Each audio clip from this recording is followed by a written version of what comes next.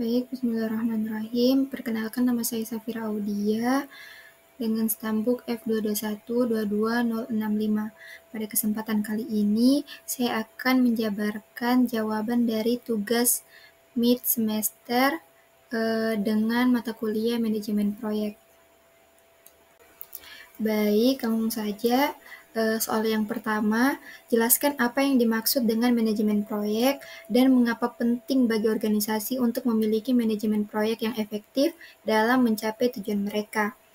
Nah, manajemen proyek adalah proses perencanaan, pengorganisasian, dan pengawasan keseluruhan pelaksanaan proyek dari awal hingga akhir. Nah, manajemen proyek ini penting karena membantu memastikan bahwa proyek selesai tepat waktu, sesuai anggaran, sesuai dengan kualitas pekerjaan yang diharapkan. Manajemen proyek juga membantu mengidentifikasi dan mengurangi risiko, mengelola sumber daya secara efektif, dan memastikan pemangku kepentingan mendapatkan informasi dan terlibat dengan baik selama proyek berlangsung. Ya, lanjut di soal yang kedua, yaitu sebutkan dan jelaskan 5 tahap utama dalam siklus hidup proyek. Pada setiap tahap, apa saja kegiatan yang penting yang harus dilakukan oleh manajer proyek. Nah, 5 tahap manajemen proyek itu, yang pertama ada inisiasi atau tahap inisiasi ini adalah fase pertama dari siklus hidup proyek, tapi ini melibatkan penentuan tujuan, sasaran, dan ruang lingkup proyek, serta identifikasi klien dan pemangku kepentingan serta kebutuhan mereka. Nah, yang kedua itu ada perencanaan, yang dimana membuat rencana proyek merupakan perincian dan perkiraan terperinci mengenai peran dan tanggung jawab, juga tenggat waktu setiap anggota tim.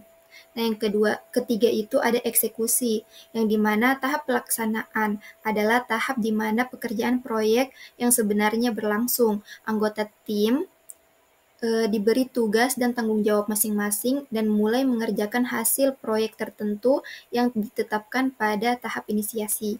Yang keempat itu ada pemantauan atau pengendalian.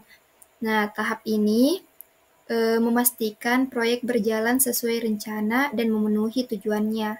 Yang kelima itu ada penutupan. Nah, tahap penutupan adalah fase akhir dari sebuah proyek, di mana tim menyelesaikan semua tugas dan aktivitas yang tersisa untuk membawa proyek ke penyelesaian yang sukses. Baik, berlanjut ke soal yang ketiga, yaitu jelaskan bagaimana manajer proyek dapat mengidentifikasi dan mengelola risiko yang muncul selama proyek berlangsung. Nah, juga berikanlah contoh risiko yang mungkin terjadi dalam proyek konstruksi. Nah, baik. Nah, identifikasi dan pengelolaan risiko. Yang pertama, identifikasi risiko. Manajer proyek dapat melakukan analisis risiko dengan mengidentifikasi faktor-faktor yang bisa menyebabkan gangguan, seperti masalah teknis, kegagalan sumber daya, atau perubahan regulasi.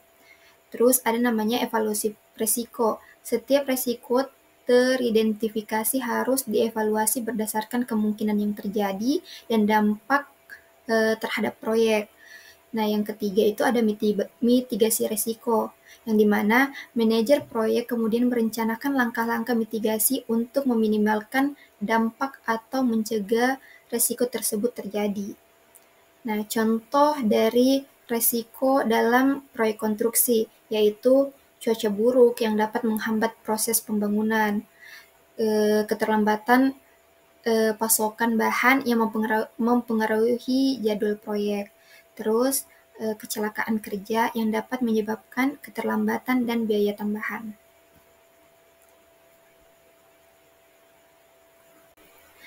Baik, berlanjut ke soal nomor 4, yaitu jelaskan bagaimana manajemen proyek harus menyeimbangkan ketiga elemen untuk mencapai keberhasilan proyek. Nah, triple constraint adalah konsep yang menggambarkan hubungan antara tiga elemen utama yang mempengaruhi proyek, yaitu waktu, biaya, dan kualitas. Nah, manajemen proyek harus menjaga keseimbangan antara ketiga elemen ini karena perubahan pada satu elemen biasanya akan mempengaruhi elemen yang lainnya. Yang pertama, waktu. Jika waktu proyek dipercepat, ini mungkin menyebabkan biaya lebih tinggi atau kualitas yang menurun.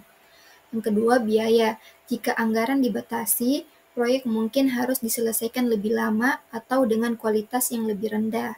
Yang ketiga, yaitu kualitas. Jika kualitas diprioritaskan, proyek mungkin akan membutuhkan lebih banyak waktu dan biaya.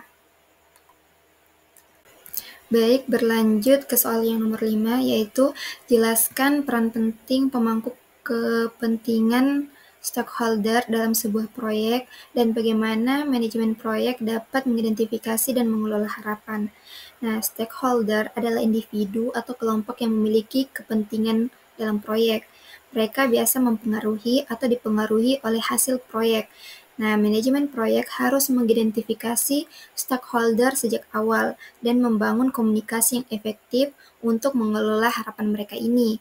Dapat dilakukan melalui analisis stakeholder dan rencana komunikasi.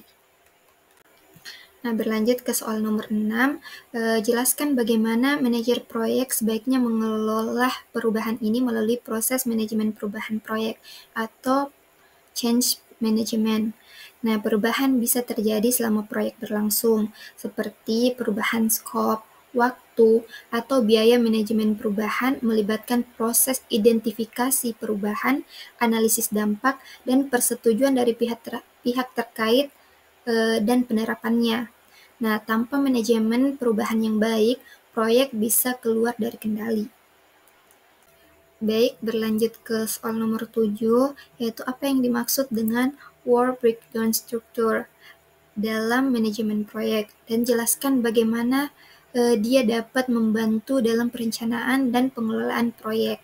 Nah, work breakdown structure adalah penguraian proyek menjadi bagian-bagian kerja lebih kecil dan terukur. Manfaatnya adalah 1. Membantu mendefinisikan seluruh pekerjaan proyek. Kedua, mempermudah pengalokasian sumber daya. Yang ketiga, menjadi dasar perencanaan waktu, biaya, dan resiko. Dan yang keempat, membantu mengendalikan proyek agar tidak keluar dari skop. Baik, soal nomor 8 ataupun soal yang terakhir, yaitu jelaskan mengapa komunikasi yang efektif sangat penting dalam proyek dan berikan contoh bagaimana komunikasi yang buruk dapat berdampak pada keberhasilan proyek. Nah, komunikasi yang efektif sangat penting untuk menyampaikan tujuan proyek dengan jelas, memastikan semua tim paham peran masing-masing, dan meningkatkan kolaborasi dan menghindari konflik. Nah, contoh komunikasi yang buruk. 1. Ketidakjelasan instruksi menyebabkan pekerjaan yang salah. Yang kedua, informasi perubahan tidak disampaikan tepat waktu, sehingga menyebabkan keterlambatan proyek. Oke, mungkin hanya itu jawaban yang dapat saya berikan. Sekian dan terima kasih. Mohon maaf atas kekurangan dan kesalahannya.